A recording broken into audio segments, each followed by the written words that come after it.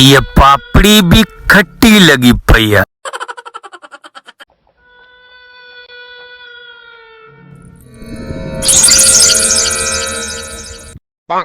अरे ओ जंबा,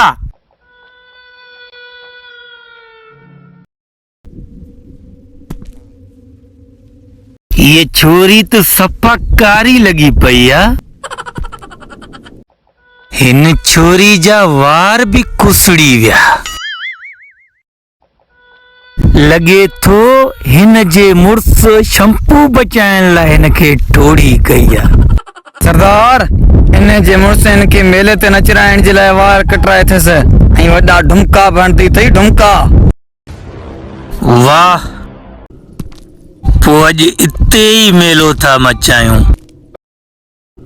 ॾिसूं पिया था त हीअ मुछुनि वारी छोरी कीअं ढुमका थी हणे। ॾिस छोरी, एॾी सुहिणी नाही जेॾा तूं नखरा थी करी। हे सभु जेके मुंहिंजा छड़ा वेठा आहिनि न, हे तुंहिंजी धप जे करे बेहोश थियण वारा आहिनि। अरे तू कन्ने गोड़ खुली पवंदो। बी हेड़े किनी छोरी। हलां थो, गोड़ ढरो थी पियो, हलां थो। बधोस इन ड्रिगे ते खे। अरे छोरी कारी छड़ा मूंखे, तू तो छड़ा। मां तो छड़ो कहिड़ो कयो ॿुधायो त सही। इहो हुस्न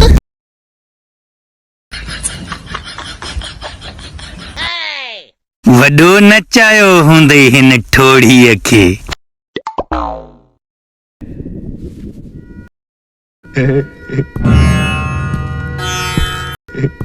पाण किरीमूं सिरमूं हणी भूरो लॻो पियो आहे ऐं हिन छोरी जा शहपर ई निकिरी आया आहे। हाणे हणाई तोखे हिते पादर। हिन छोरी ते ज़रो रहम न पियो अचई। वॾो को बेकार माण्हू आहीं। मां पंहिंजी ज़िंदगी में तो जहिड़ो वैशी छड़ो कॾहिं कोन ॾिठो। हक़ सच चऊं था त वहशी था। वञाई थो गाटो।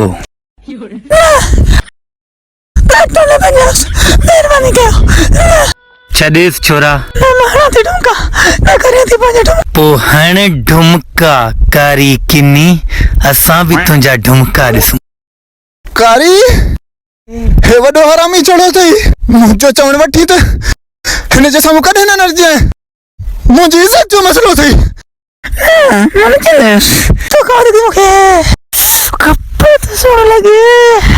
बसंती, मूंखे तुंहिंजे चाल चलन ते अॻु में ई शक थिए पियो, पर मूंखे ख़बर न हुई तूं गब्बर ते आशिक़ थींदीअ। अड़े रेडियूं न कर, दुआ कर मूंखे जो हिन धपरी खे पाण सां वठियो थो वञाए। हाणे पियो हिते लड़क लूता। अच किनी। कबर, इन ठोड़ी खे भली तूं 24 कलाक नचा, पर मूंखे त खोले वञ। अरे ओ जंबा, इन लंबू के हिते ॿ टे पादर हणी अचो मुंहिंजे पोयां। इन चंडरी खे वेंचारियूं। कारी जो कम थो या।